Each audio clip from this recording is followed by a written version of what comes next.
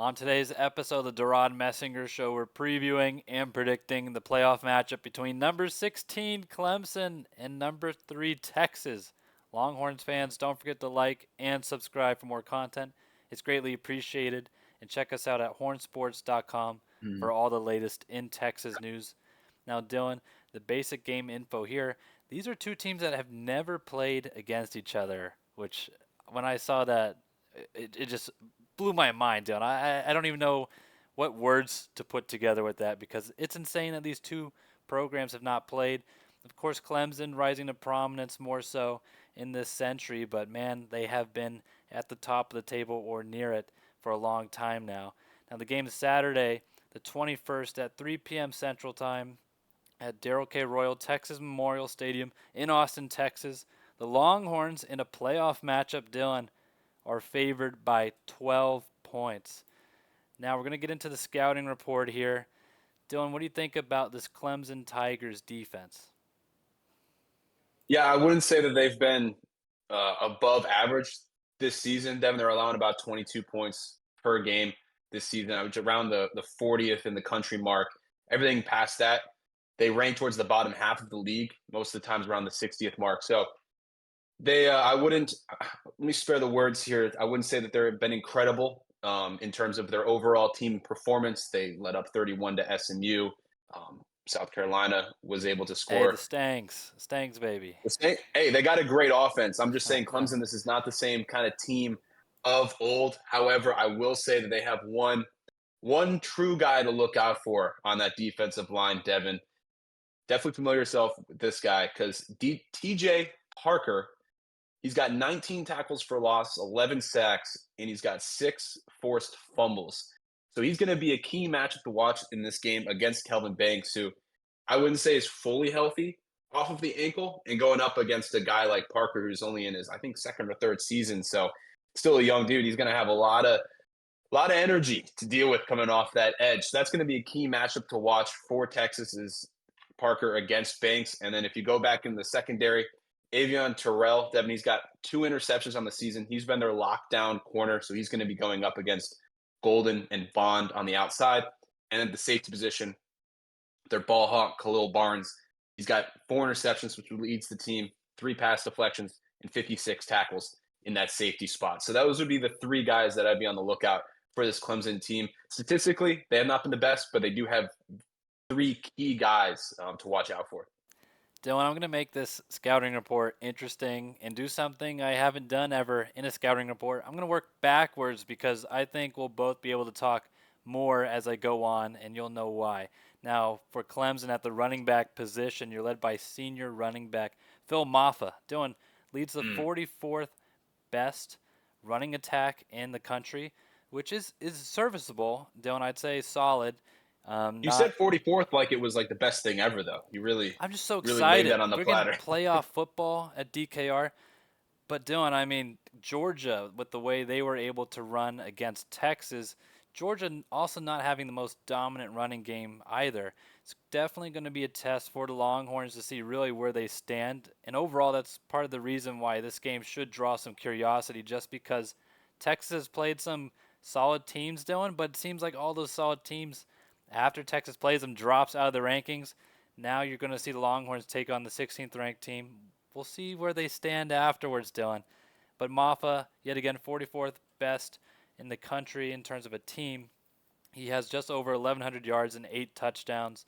However, there is a little added element in the run game that I'll get back to later. Now, the problem, Dylan, if you're the Longhorns, is that Clemson offensive attack through the air. I'm not going to talk about the quarterback. I'm talking about the wide receivers. They just get the ball spread well, led by Antonio Williams. 71 catches, which Dylan in college, really impressive for 838 yards and 10 touchdowns. And then Bryant Wesco and TJ Moore are the next 2 targets, and they combine for about the same amount. They have 74 catches combined, over 1,200 yards and 9 touchdowns. Yet again, those numbers are combined. And then lastly, the red zone threat. Dylan, I love a good tight end. You can take that as you will in terms of the phrasing. 6'6" senior Jake Brenningstool. man, he's going to be open at some point in the game, doing 45 catches, 461 yards, and 7 touchdowns. So really, Clemson has done a great job of spreading the rock around the receiving targets. And Dylan, this is why I worked backwards. You know where I'm Oh, going with this. here Clemson we go. has the, let me check, 17th best passing offense. So better than the running game, which was already pretty solid. And Dylan, let's talk about him. Cade Klubnik for Clemson. We were waiting for it. This is a homecoming moment for him, but also in a way for us. Dylan and I covered quite a few Westlake games back in the day and got to see Klubnik play. Saw the potential, which was very apparent. Dylan probably feels a little neglected by the Longhorns, who really waited until the literal last minute to try to make any serious moves for Klubnik's services. Now he's playing against Texas here. Dylan, after I believe the first game or two was kind of shaky for Klubnik, after that he has just turned on the Jets. Over 3,000 passing yards this season, 33 passing touchdowns, and wait for it, five. Five interceptions this year. Also adds 400 plus yards on the ground and 7 touchdowns. So, guys, Klubnik has the ability to run the football. Dylan, is Klubnik possibly the scariest part about this Clemson team, and what just makes him so special at the quarterback position? Well, I think it's that dual threat ability that he possesses. I think he was trying to do too much early on in the season, especially against Georgia, where they got shellacked 34-3. And I would say a That was lot the of people would be proper wondering, verbiage there. yeah, a lot of people wondering what Klubnik's future was going to look like because he wasn't sprouting into what honestly we both thought he could be playing at Austin Westlake. So as the season went along, started to see more of a balanced approach with Klubnik and the way that he's able to make plays with his legs, but also I believe he's got like around 3,300 passing yards on the season. So he's been able to progress as a passer, and he's going to be more of a threat against Texas when he's able to get outside and be able to force the linebacking core, the edge rushers to respect what he's able to do getting out of the pocket. So that would be something to watch out for. I think he is, if there's a scenario where Clemson wins this game, it's because Klubnik was out of this world, being back in his home city, just gave him a new sense of aura, and he just took over this game. So that would be, if we're looking at how Clemson will win this game, it's going to really come down to Klubnik. So I would not understate, Devin, to answer your question, how important he's going to be in this matchup because he, if anything, he will be the deciding factor if Clemson is able to stay in this game, or if it gets out of hand or they're trailing 2 touchdowns for most of it. You know, Dylan, the Longhorns have been great in the secondary at being ball hawks, and yet again, Klubnik, Mhm. with only 5 interceptions this year, it's something that maybe Texas has not been accustomed to facing. And I know just quarterback talent overall this year, Texas has gotten lucky, guys, with a lot of their matchups in terms of facing teams that have inexperienced quarterbacks or just doing not their franchise guys, so to speak. Klubnik comes in. Again, the Westlake factor, of course, he did play. Now, I know this is reported. I was in the building for this game, Dylan. It's been reported frequently that Klubnik faced Quinn Ewers in high school in the state championship game, Westlake versus Mhm. Southlake, and unfortunately for Ewers, did not get the good side of that matchup, Dylan. But Michael Taff on the Longhorns is not too upset about that. I know there's a couple of Westlake guys. They were okay with the matchup, but that was a game at the biggest of stages in high school. Now, in terms of both their careers, Dylan, other than last year's playoff matchup against Washington, this is the biggest matchup either of these two quarterbacks have had. And what I like is it's flipping the script. I don't know how many people on here are watching high school football, but Ewers had a good offense, but the team really revolved around what he was able to do. And defensively, I would not say his own water Devin Curl is known for their defensive prowess, whereas Austin Westlake was a complete team, and I would say more like this Texas team in a lot of ways. So Klubnik's going to have to be in the Ewers spot here, is what it feels like going in this into this matchup. I think that's definitely fair. I mean, Dylan, of course, we knew that matchup well. If you guys followed us back to when we were doing our high school picks, Ewers did not have much help around him, Dylan. And no disrespect to the guys on his team, there was some talent, and of course Carroll always has talent at positions, such as the offensive line. But like you're saying, Westlake, that might have been one of the best high school football teams of all time. And now the tables potentially have turned. Dylan mentioned that this Clemson team, not as hot as they've been in years past. However, they're still 10-3. They have a win against SMU as their highlight. However, losses to Georgia, South Carolina, and Louisville have not boded well for them. However, they're in the playoff, and we're going to see how they do. Now, Dylan, we're going to go to XFactors. I don't know if you're going to talk about Klubnik more because, I mean, yet again, we both love him at quarterback, but who do you've got? Well, I'm sticking with the defense. I'm going to be highlighting, Devon, the linebacking core. I've got Sammy Brown as the key guy here. He's got 69 tackles on the season, 11 tackles for loss, and 5 sacks. He's had to fill in for their veteran Wade Udas, who's been out for a few games. I don't know if he's going to be back for this one, but the running game and stopping that is going to be key for Clemson, and that's why I'm highlighting the linebacking core. Because if Wisner is able to get going and be able to simulate kind of what SMU was able to do, even though Clemson did win on a 50-yard field goal or so, SMU was really able to move the ball. They had over 300 yards passing. They had about 113 yards rushing as well. So if Texas is able to move the ball in a balanced way on Clemson, they're going to be in for a long day. So stopping the run and forcing Ewers to beat them, throwing the football, that's going to be key because obviously their strength for Clemson is key secondary pieces, but also, again, off the edge with TJ Parker. Dylan, I wanted to do the fun one, Ewers versus Klubnik, but that yet again is overplayed. I mean, I think Is that an X factor though? I think that's just like the factor Klubnik Ewers. I feel like we're going into that debate again. If they don't perform, Dylan, their team is not going to win. I mean, I think that's it, plain and simple. But I think It's very every true. graphic that promoted this game had the two quarterbacks, so everyone's promoting the rivalry there. I'm going to go similar but different. I've got Klubnik, Dylan, but I don't have the other half of the equation.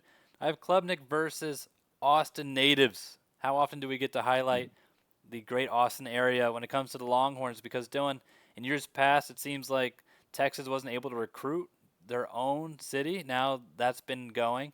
So I've got Klubnik versus Andrew Makuba, who, of course, is having his Clemson Bowl, Dylan. The former Tiger, I'm sure, is going to be playing fiery. Dylan almost killed a guy in the last game. I was about to say he almost killed the backup quarterback for Georgia. I can only imagine what he's going to do to his former teammates or the team that let him go. So we're Yeah, gonna find out. I just feel like he can hit a little harder. he might, and I hope not if you're a Clemson fan, because yet again, that Georgia There's a quarterback hospital nearby, though. They'll doing be fine. There's that a hospital picture nearby. that was surfacing. I don't know if you saw it, of the quarterback on the ground, and his eyes were just Well, we Anyway, talked about that on when we were watching we the game. They we were did. wheeling him out like he was Yeah. fine, And and that was he before I was saw the got photo. glassed Oh over. my God. The fact Yay. that they made him talk in the conference after that was insane. Uh, I really hope he's okay. Anyway, we don't make light of health concerns, so I'm going to move on. The Austin area natives, Makuba, Jade Barron just won the Thorpe Award for crying out loud, and Michael Taff, a former teammate of Klubnik. All those guys will be in the secondary for Texas. As Dylan talked about before, if Clemson wants to win, it's going to be a Klubnik game, and it's going to be on the three shoulders, or three sets of shoulders, Makuba, Barron, and Taft, to stop Klubnik. That's my X factor to watch. That should be, as Dylan's saying, no shocker in this one. Now, Dylan, what might be a shocker, because it is a little bit of an interesting danger level to put down. We got danger level, Dylan. How are you feeling here? Listen, this might make you squirm a little bit, Devin, but I have this at a danger level of 7. I just feel like Texas matches up really well. Clemson has played Georgia, albeit week 1, so I won't put too much weight into that game. But Georgia looked physically dominant against Clemson as they were rounding into form to start the season, up front in the trenches. And where Georgia has had, I would say, the most balanced games is against Texas, especially in the last matchup. So they're both very close to each other, and in a common opponent, Georgia was able to shellac Clemson, to bring it back to that word. So I feel like with how Texas plays, with their physicality up front, with the Austin natives that we're talking about, and this defense that I don't feel like is talked enough about. I think people highlight the Texas offense a lot, but this defense is, I mean, honestly, top five and probably what, the best, or at least in the top three defenses within this college football playoff. So with that, I just think it's going to be too much for Klubnik to overcome, and I feel like Clemson's going to have to constantly be down about a touchdown or so throughout this game. That's why I got the danger level at 7. Dylan, I'm agreeing in that it should be a high danger level. 7 is a pretty good score for that. Now, I'm going to go a tick higher. I'm going to go number 8. And just because, yet again, I've seen Cade Klubnik on the biggest of stages, Dylan. It seems like his play elevates every single time. And yet again, we've seen him do it on a multitude of occasions. Of course, albeit at the high school level, but he's gotten comfortable in the college game under Dabo Swinney. I would not want to be the Longhorns in this one, even if it's still an 8, not a 10. But Dylan, it's just there's a lot working against him, as you said, in terms of that Texas defense. It's going to take a miraculous game from Klubnik to pull off the win here. However, in terms of quarterback play, Dylan, this might be the best quarterback the Longhorns have faced this year, depending on how you want to slice things up. I know there's a Carson Come, Beck. I don't like that. See, No, no, no. that's your Beck bias. All right, I'm standing for Carson my guy Beck didn't Carson. even play a full game, Dylan. I mean, you're going to I'm just come saying at his me? impact is real. Do you see that handoff he did at the end of the game? That was a game-winning handoff. You have to All respect the right. grit Dylan in him. has some Beck bias, and we know which direction that leans. I'm trying to really get him off the screen here, but unfortunately he's not moving. But no, Dylan, 4 quarters of Klubnik. Yet again, many people have had him tabbed already as a Heisman favorite for next season. I wouldn't take it lightly, and of course I know we're not, just given what we've seen. Unfortunately, Dylan, if you're a South Lake fan. Now, we're moving on to predictions. Dylan, the first ever home college football playoff game for the Longhorns. And hopefully, of course, for Texas fans, the first of many. What do you got here in terms of the score? Yeah, I will say before I say anything, in terms of score prediction, Clemson likes to keep things close. They just haven't had, at least against teams like SMU, South Carolina, Pitt, haven't had any blowout victories. They've been close matchups. So again, they have been having to scrap together games, and it shows their toughness going into this matchup. I just feel like with the physicality that Texas plays with and the talent on the defense, that again, Clemson's going to have to play and catch up for most of the game. I've got Texas winning this 31-23, with Clemson scoring that touchdown late in the fourth to make it look like it's closer than it actually is. But I just feel like Devon, and again, no hate towards Clemson. They've got a talented team. It's just across the board with what Texas has been able to do all season. Clemson has not replicated that at all this year, and they were able to squeeze into that last spot simply because they were able to play SMU in the ACC championship game. Yeah, Dylan, just this game is an interesting one, as you talked about the common opponent of Georgia. Texas, of course, does not look great against Georgia offensively. However, they're still hanging in there against the number 2 ranked team in the country, and the running game was not able to be present against the Bulldogs. That's kind of my other X factor in this one for Texas. Can both the running and passing games be alive? We're going to have to look at the injury reports dealing with Isaiah Bond, of course, seemingly being shaken up just the last several weeks, maybe with the little bye week that you kind of get in, not the actual bye week, but the week off, I should say. Maybe he's back closer to 100%, but for Texas, you're going to need as many weapons as you can get to just really, Dylan, not have to rely so much on the run if it's going to be inconsistent. But anyway, long story short, can both the offense, passing, and running games for Texas be present in this one? Texas is not like, Dylan, I know you're talking about Clemson likes to keep things close. Texas does not like to keep things big. Every game is always close. So I expect a close one here, Dylan. I got 24-21. I got Texas winning this one. However, Dylan, I think it might be one of those games where it is close for a little bit and Texas maybe pulls away third quarter or midway through, and then Clemson, as you said, scores late makes it a little bit closer than it even looked. I know It's that's just long-winded. I'm sure you guys yeah. lost some brain cells listening to that one. It's But just going to take a lot. It's just going to take a lot. I know you're talking about how the Clemson likes to play it close. Texas has not been able to just like blow out teams, is what it feels like, at least recently, against solid teams like A&M and Georgia. I just the way that this matches up and the difference between the 12th best team right now and the number 5 is just it's going to be highlighted in this expanded college football playoff, and I think this is going to be a key marker for it. well, as you said too, just the athletic ability of Clemson against Georgia earlier in the year, it looked like they were on different playing fields. Of course, Clemson's been able to get under their feet a little bit here, so you'd expect things to be a little more competitive. We'll see how competitive. I wouldn't say it's a knock against the Longhorns. It's more so they just don't like knocking out the opponent, Dylan. They like dragging the fight a little bit. They're trying to make Mhm. ratings good. I appreciate that, as a good TV watcher. But I do have Do you enjoy that though, as a Texas fan? I feel like you'd rather have the knockout. we're not asking about fandom, Dylan. I'm in the press box. But I do believe in the Longhorns overall in this game. I do think Texas has championship potential, Dylan. I'm not saying they're going to achieve that, but I've seen it, as you talked about. The defense is just too good to ignore. Can Texas, though, get all those groups, the complementary football that we talk about, can they get it all together? That's for Saturday to find out, Dylan. But more importantly than our picks, what's your score prediction? Let us know down below. Don't forget to like and subscribe. Check us out at hornsports.com. And as always, have a great rest of your day.